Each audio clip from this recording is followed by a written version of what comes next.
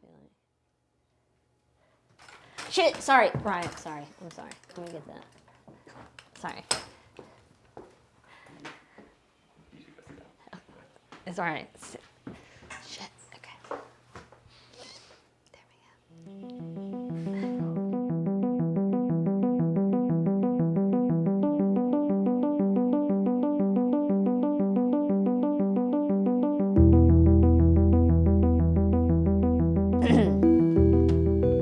So, you know, I think at the beginning of the pandemic, everybody was feeling very maybe creative and doing, you know, home repairs, and I was in that boat, and even wrote an article about how I, you know, couldn't stop making all this stuff. And then a few months later, you know, after dealing with my depression taking a dip, I had to be institutionalized over the summer, the first time. And then later, about 10 months later, I had to be institutionalized again for trying to commit suicide. So this one, the circles over there, are a Venn diagram, and then the other one over there is a magnet that I'm working on. And you know, I did the outlining because if you look at signs, safety signs, they always have like some sort of either like red or black outline, and then the sign is on there. And so that one is actually a sign for like you're in a magnetic field.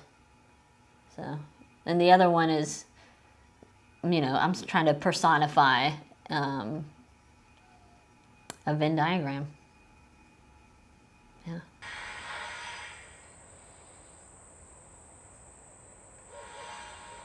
I was suicidal for a month, and so I had a really difficult time trying to navigate these things and figure out what I could do to have a better life. And then finally, I started getting transcranial magnetic stimulation. It's something that you have to do every day, Monday through Friday, for 6 to 9 weeks. And it's like they put this magnet on your head, you wear this cap, and it's 2 magnets that generate an electric pulse that then goes through the cranium, and it's supposed to stimulate the part of the brain that creates dopamine and serotonin. And by golly, it's working. But I do feel like I wanted to be open about those things.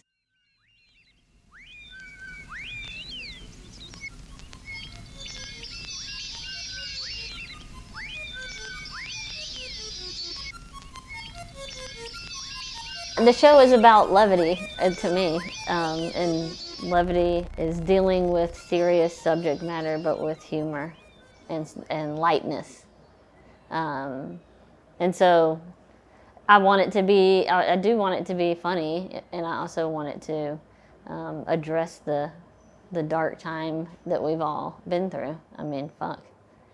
It's been a hell of a year for me and my family, for sure. I just like the look on his.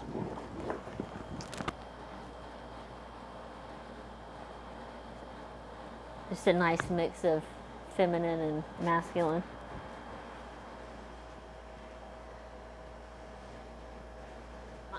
For a long time, I photographed marble, and I was thinking about how do you make a photograph heavy, like physically heavy? How do you give a photograph emotional weight?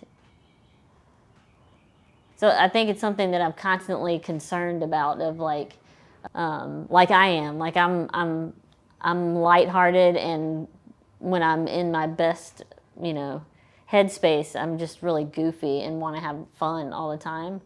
And so I think it's a good description for my sort of depression versus how I am when I'm in a good space, or a good spot, good brain space. I don't know what the fuck you call it.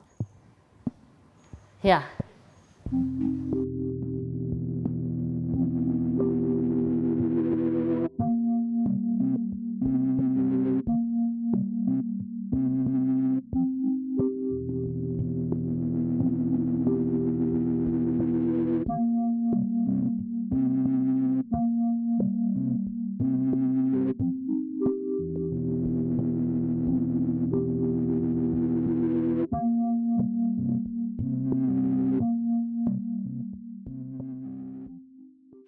Yes, so, I'll tell people about the psych ward and my attempt to kill myself, and then I tell people I have COVID. That's the biggest reaction. Oh my God, you did? You, had it? And it's like, yeah, I did. And they're like, what was that like? Are you, vaccinated now? Could you get the vaccination? I talk about it in person. My friends know I talk about it. I'm open about my struggle with mental health, but getting on stage and making a joke about it is also freeing because you have no people. Shame is a terrible fucking emotion. So getting rid of that shame, they've done studies like your brain changes when you're allowed to talk about something. You know what's one thing that you don't want to hear while getting strict searched?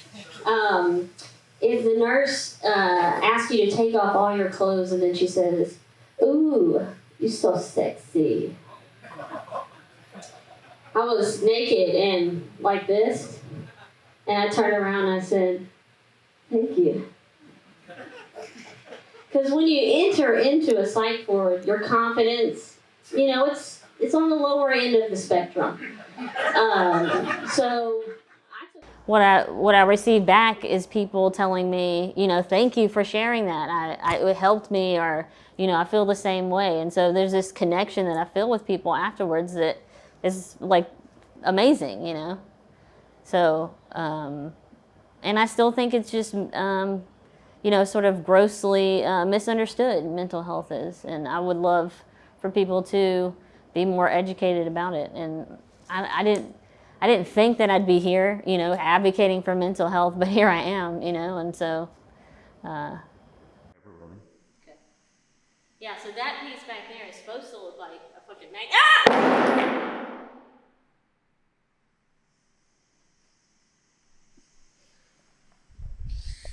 Fuck. My funny bone is broken. Okay, that was good. I think that seemed kind of natural. Everything that you know and every experience that you have is you can use for comedy. It's you walk on stage and all you have is what you've experienced or what you've wrote down, but you can use anything you've ever experienced, and I like that about comedy. It says, "I am a good mom. I am a good mom." I was thinking about Baldessari's "I will no longer make boring art. I will no longer make boring art."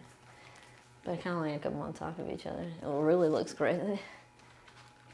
I think the more work that I do, the more I am interested in language. I mean, and even I think that started with writing stand-up, and then in visual art, I feel like you were constantly taught don't use text, don't use text. Words are a crutch. I remember being told a million times, and so I think again it's just me trying to figure out how to use text in a clever way because I was told not to, basically, in a way.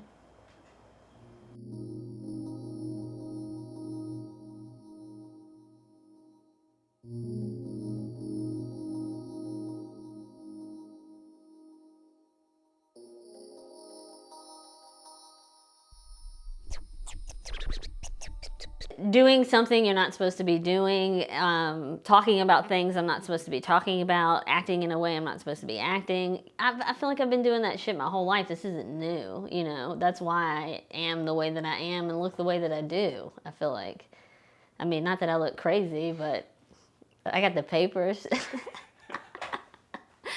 Yeah. But yeah, I've got, I started getting tattoos when I was 15, and it's I've always just wanted to be different and break the fucking rules, or at least question them, at least question them. Yeah, let me show you that thing in my studio.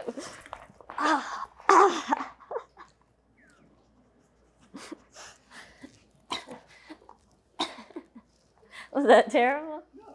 That could be one of the stage ones.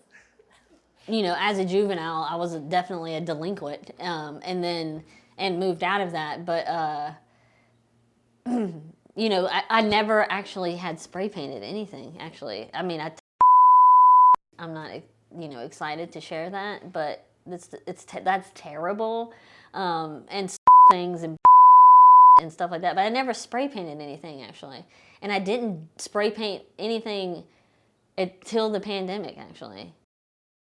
I like learned to paint on a very surface level, mostly watercolor, and then it turned into acrylic, and then I just had access to some big canvases, and thought, I'm just gonna spray paint on these fuckers,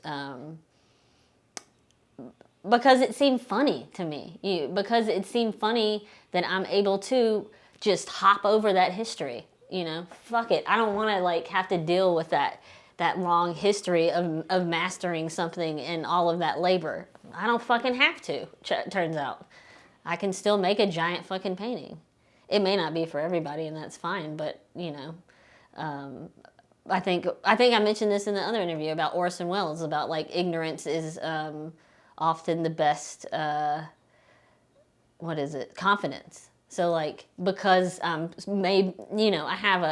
have a rich knowledge of photography's history, and I love it. But like I have the basic art history, mostly contemporary. But I don't have the long painting history knowledge. I just don't have that because it's not something that I ever studied. And I think that there's freedom there. There's freedom there.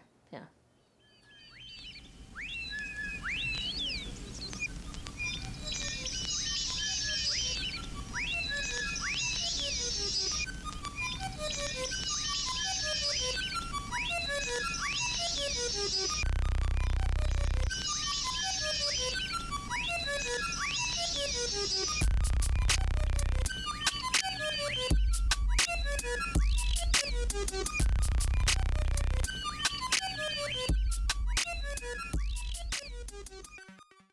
I feel like there should also be this maybe a cut at the end where it's like me saying your name in different ways, like Ryan. I really like this shirt and these jeans though. One side, hold up. This is a photo of me with bangs that fade into a mullet. Classic early 90s look, classic. Oh, that's it. I just want to have a good time. Yeah. Listen, you young kids, if you really want to take it back to the 90s, cut your hair like this.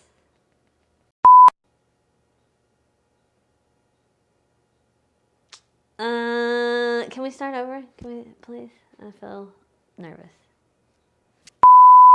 I know I'm not the only person fucking suffering, so I just want people to know that your life can be better. I am a fucking example of that, that's for sure.